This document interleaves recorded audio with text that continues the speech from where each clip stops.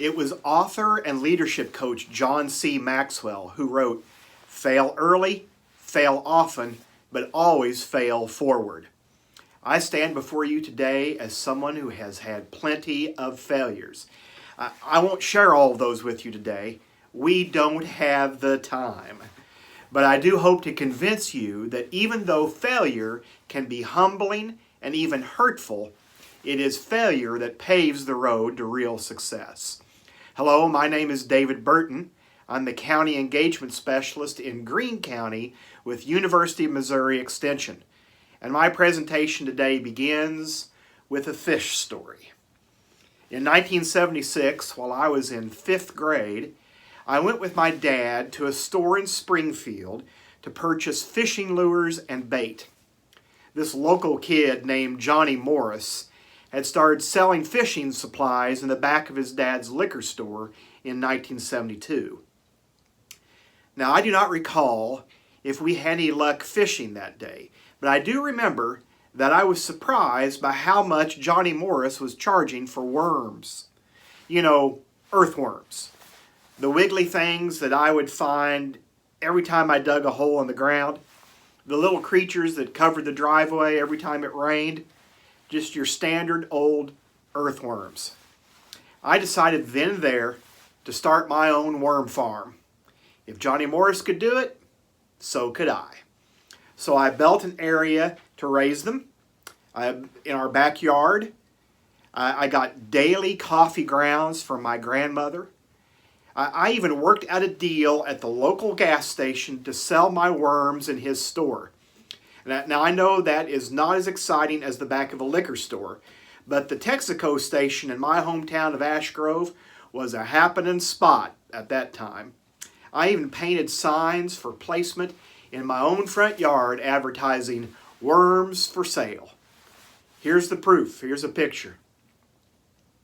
I'm sure my parents must have been proud. But despite my hustle, there was a problem. When my first paying customer showed up, I couldn't find a single worm. Then my second paying customer showed up, and still, in my worm farm, I couldn't find a single worm to sell them. When my third customer, who was my grandfather, showed up to buy worms with his fishing rod in hand, I realized there might be a problem. In fact, it was my soft-spoken grandfather that got right to the heart of the matter when he said, "I think you need some practice raising worms." So I soon abandoned the worm market and handed the bait business back to Johnny Morris. He went on to do pretty well with it, and although I still think his worms are too expensive. My worm farming, you would say, was a failure. But you have to wait until the end of my presentation today to hear the end of this worm story. In the meantime, here are a few truths that we all need to keep in mind about failure. Truth number 1, we must always be learning. Life is a series of opportunities where we constantly are learning, and then unlearning and relearning. Every good leader knows that we test, we fail, we learn, we improve, and then we begin the process over again. We test, we fail, we learn, and we improve. We also strive for success, I know, but success can be elusive, and you must never give up on it, though. You cannot give 100% of your effort one day and then 70% of your effort the next and hope to catch up on the third day by giving 130% of your effort. No, instead it really requires continual, regular effort. When we discuss leadership, we must recognize that it is a combination of success and failure. It's the ability to understand what some of these critical lessons are, and that we can learn from failure even though we don't like to talk about it very much. I love this quote from A.G. Lafley. He was the former CEO of Procter & Gamble, and he said, "My experience is that we learn much more from failure than we do from success." John C. Maxwell says it this way: wisdom is always extracted from adversity. We learn the greatest lessons in our biggest disappointments and in our darkest valleys. No matter how good a leader we are, we understand that we don't have all the answers. We have to depend on others, our faith, our wisdom, and yes, adversity to discover the answer. People never say that they learned their greatest values during the best times. It's always during moments of adversity. My grandfather, Orlis Farmer, always talked about lessons learned in the Great Depression. You know, when you're the youngest of 15 children, you learn survival skills. You learn how not to waste things. You learn to be rugged and creative, and you learn how to hustle. And you learn how to get along with others. And you learn where you stand on the issues. You also learn how to stretch a penny. He learned all of that in the adversity of the Great Depression. Failure is a part of life and business. We don't often acknowledge it, but failure is also a fundamental element in our success. As individuals, our instinct is to be ashamed of failure. Maybe because we don't like how it makes us feel, as though we've done something wrong. But if you can shift your perspective and look at failure not as something to be ashamed of, but as something of value, something you can begin to understand, that it's through failure that we truly learn how to succeed. The sooner we stop shaming our failures, the easier it will be to turn them to our advantage. Truth number 2, we must talk about our failures. Why is it that we don't learn lessons from failure? Why is it we look the other way and we get uncomfortable when we're talking about it? Well, there's a couple of reasons why we don't talk about failure, and a couple of reasons why we really don't see many books that address this topic. The first one is something that I call the performance review trap. Let's face it, we're paid to succeed in organizations, not to fail. And usually people are evaluated every year or every quarter or every 6 months, and at the end of that evaluation period, they're rewarded for their successes and they're penalized for their failure. Honestly, we're compensated more when we succeed and maybe penalized when we fail. This makes us want to hide our mistakes. We want to sweep them under the rug, and we want to forget about them. The problem with this is when we do that, we don't learn from our mistakes. And then we're doomed to make those same mistakes over and over. I sometimes joke that I need to learn from the mistakes of others because I don't have enough time to make them all myself. What great leaders have figured out is how to learn from the mistakes of others and how to learn from their own original mistakes as well. The second reason we don't talk about failure is we've really created a culture that's specific to the United States. This is a culture of perfectionism. Starting as children, we learn that failure is not an option. When children start kindergarten, they're told they shouldn't make mistakes. We learn to color inside the lines. We strive for perfection. The more we focus on perfectionism, the less tolerable to mistakes we become. The real danger here is not understanding or not accepting that we are going to make mistakes. As human beings, we are flawed. We make mistakes. It's part of being who we are. You know the quote, "To err is human." It is so true, and as leaders, we will make mistakes. But what do you do about those mistakes? Do you learn from them?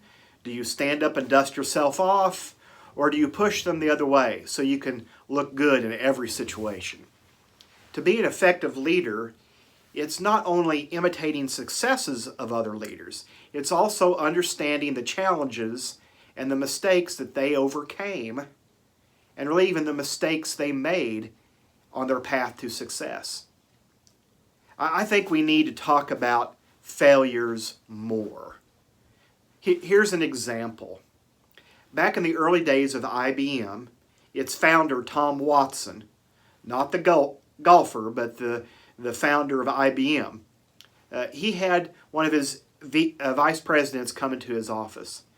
The guy had just made a $10 million mistake. Watson went through with him what had happened, why they made such a large mistake, and at the end of the meeting, the vice president looked at Watson and said, "I'm relieved. I thought you were bringing me in here to fire me." And Watson looked at him and started laughing. And he said, "Are you serious? The last thing in the world I would do is fire you because I've just invested $10 million in your training." See, do not let this talk about failure paralyze you. All that is required for failure to triumph is for us to do nothing. Like the hockey great Wayne Gretzky said, you miss 100% of the shots that you don't take. Truth number 3, it can take a while to recognize a failure. Some of the biggest mistakes that I have made in my life took a while to show up. Example number 1. When my wife and I moved into our home 18 years ago, I planted some redbud trees, 4 of them, in my backyard. They are beautiful, but you know where I planted them? Directly under the power line. Now that my tree limbs are hugging the power lines, I'm expecting the power company to call me any day. I chose the wrong tree for the wrong place, but it took several years for me to realize my mistake. Example number 2. For years, I thought I was being a good neighbor by just waving at the people around me. I've since discovered that I was really a horrible neighbor because I never even stopped to learn the names of my neighbors, much less to engage with them. But now I see that neighboring offers so much more potential for me, my family, and my community. It took me years to realize this mistake. In fact, if you want to learn more about being a better neighbor, go to the MU Extension website. Put Neighboring 101 in the search bar, and you will find a free Zoom class that we do monthly, which is part of our Engaged Neighbor program. Register for the online class that I'm teaching, and we'll learn more about neighboring together and how it can improve your own life and your community. I've also learned these nuggets from my own mistakes. 1, never eat the last piece of candy in the house. Especially never eat the last piece of chocolate that's in the house. That is a death wish. Number 2, never purchase a car that your wife thinks smells like smoke. Because you know what? She's going to be right. That smoke smell is going to get worse every day that you own that car. Mistake number 3 that I've learned from. Never begin a keynote speech with 5 minutes of bad jokes. It just goes downhill from there. Truth number 4. Failure grows us for leadership. In John C. Maxwell's book, The 21 Indispensable Qualities of a Leader, we learned the qualities that mattered most for leaders and how they developed these individual qualities. In fact, we have a class called The 21 Qualities of a Leader on the MU Extension website that you can enroll in and take. It is a self-paced class. As I thought more deeply about this topic of failure, I realized that it impacts many of the qualities that are important for leadership and the 21 qualities that we discuss in that class that you'll find on the MU Extension website. But I'm going to cover a few of them here. Number 1, failure builds character. If life was perfect and every endeavor ended in success, man, what sort of person would we be? I mean, failure teaches us about ourselves, and actually it probably does more to build character than does success. Failure develops problem-solving skills. How many times have you failed at something only to discover another opportunity in the ashes? Regardless of what your failure was, It kicked your problem-solving skills into finding solutions. Number 3, failure works best if you are teachable. Failure has a way of showing what your strengths and weaknesses are while motivating you to correct them, if you have a teachable spirit. Being teachable, some people will say, is the most important quality. Michael Jordan, the greatest basketball player in history, failed to make his high school team. When asked about his early failures, Jordan said, "I have failed over and over and over again in my life. That is why I succeed." Good quote there. Number 4, failure instills courage. Most people are scared of failure. Many of us are unwilling to take the uncertain path. After all, we have responsibilities and people that depend on us. And in short, failure requires courage. It's sort of the courage to get back in the ring, the courage to say no, the courage to face reality, and the courage to dream. But failure, it can instill courage. Failure requires responsibility.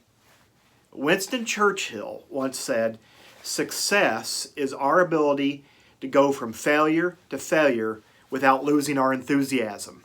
I love that. The most successful people are simply the ones that don't give up. People who have the quality of responsibility, work hard, they go the extra mile, they take the high road, they build trust, and they don't give up on something that is their responsibility.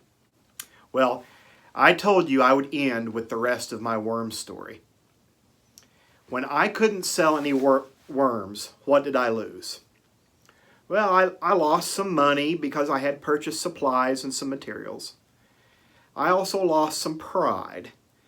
My middle school science teacher, to this day, still asks me how my worm farm is doing every time he sees me. But I also gained a lifetime of experience.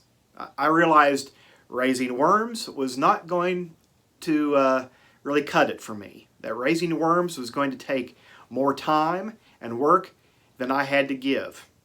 So I started looking for things that did not need attention year-round. I also learned to research my options before putting up my for sale sign. I actually visited the Greene County MU Extension office at that time and got some guide sheets on raising pumpkins. I think I even got one on squash bugs, which ended up being important later on. And I learned to plan ahead from that failure. My grandfather had a huge garden on his farm, and he agreed to till up some extra land for me to plant some hills and raise some pumpkins. And so I learned all that I could about pumpkins, planting them and watering them, and I took what I had learned about sales and marketing, took what I had learned from the worm experience, and I applied that to my own pumpkin patch. And that fall, and for 3 seasons after, I had the corner on selling cooking and decorative pumpkins in Ash Grove. I made cash, and I had very few expenses. I also learned I was still pretty good at sales and marketing. The whole experience caused me to look closer at marketing as a career. At the time, I was wanting to be an archaeologist. Now I just scratch that itch by watching The Curse of Oak Island reality TV show. I've heard it said, failure should be your teacher, not our undertaker.